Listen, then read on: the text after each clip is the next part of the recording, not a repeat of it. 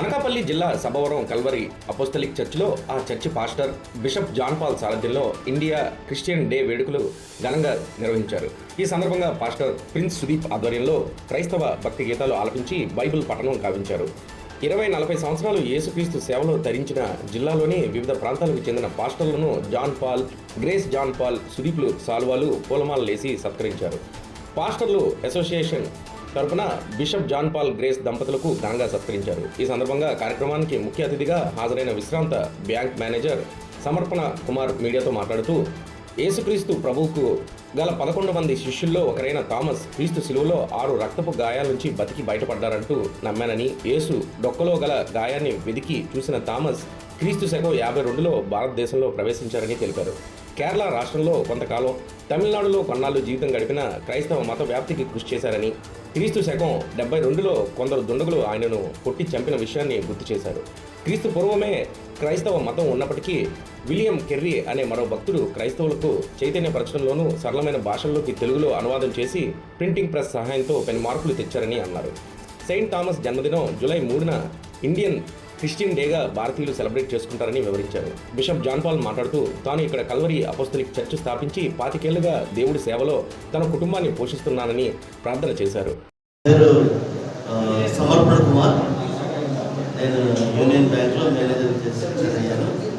ఈ Indian Christian day సందర్భంగా ఈ భారతదేశం అంతటా కూడా, ప్రపంచం అంతటా కూడా జూలై 3వ తారీఖుని ఈ యొక్క సెలబ్రేషన్స్ జరుపుకోవడం చాలా దగ్గరగా అవుతుంది.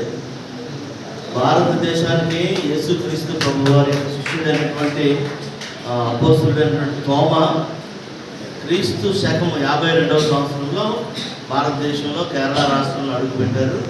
అక్కడి నుంచి ఆయన అలాగ రాష్ట్రాలు సువార్త సేవలు చేస్తూ తమిళనాడుకు వచ్చి, తమిళనాడులో వారి 72వ సంవత్సరం AD క్రీస్తు శకము ఆయన మరణించడం జరిగింది హతసాక్షిగా. ఈ రీతిగా భారతదేశానికి మొట్టమొదటిసారిగా సువార్త అనేటువంటిది వ్యాపించడం జరిగింది. దాని తర్వాత అప్పటి నుంచి కూడా భారతదేశంలో అనేక సంవత్సరాలుగా, గత 2000 సంవత్సరాలుగా ఈ క్రైస్తవ్యాన్ని విశ్వాసులైనటువంటి వాళ్ళు, అనుచరులు దాన్ని ప్రచారం చేస్తూ ఈ రోజున ఈ ఇండియన్ క్రిస్టియన్ డేని మేము సెలబ్రేట్ ఇండియన్ క్రిస్టియన్ డే శుభాకాంక్షలు తెలియజేస్తూ, ఆ తర్వాత విలియం కేరీ గారు కూడా మరి ఇంగ్లాండ్ దేశం నుంచి భారతదేశానికి వచ్చి ఎన్నో సంస్కరణలు చేసి భారతదేశంలో అనేకమైనటువంటి విద్యాపరంగా, మరి హెల్త్ పరంగా ఆసుపత్రులు, స్కూల్స్, బాలికలకు విద్యను అభ్యసించడం ఆయన ప్రవేశపెట్టాడు.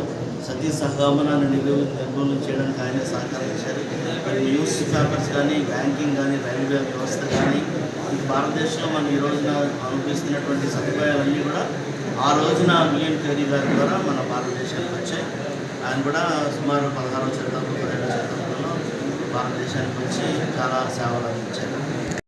Bishop John Paul Calvary Apostolic సంఘ వ్యవస్థాపకులను గత 34 సంవత్సరాలుగా ఈ సేవా పరిచయలు ఉంటూ అనేక కార్యక్రమాలు యూనివర్సల్ పీస్ మినిస్ట్రీస్ ద్వారా, కల్వరి అపోస్టలిక్స్ ద్వారా, చర్చ్ ద్వారా మెడికల్ క్యాంప్స్ కానీ, అలాగే ఫ్రీ లంచ్ పెట్టడం కానీ, ఇండియన్ క్రిస్టియన్ ద్వారా కానీ, ఆల్ ఇండియా క్రిస్టియన్ కౌన్సిల్ ద్వారా కానీ,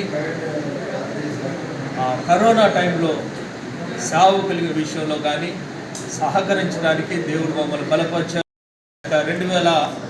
2021 నుంచి కూడా ఇండియన్ క్రిస్టియన్ డేని ప్రతి సంవత్సరం జరుపుకుంటున్నాం.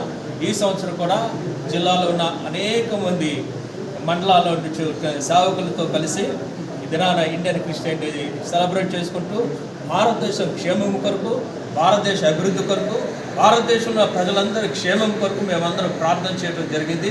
భారతదేశం సుభిక్షంగా ఉండాలని, సుసంపన్నతో, మంచి వర్షాలతో, పాడి పంటలు దేవుడు దయచేయాలని ప్రార్థన చేస్తూ ఇప్పుడు వచ్చిన మీ అందరికి కూడా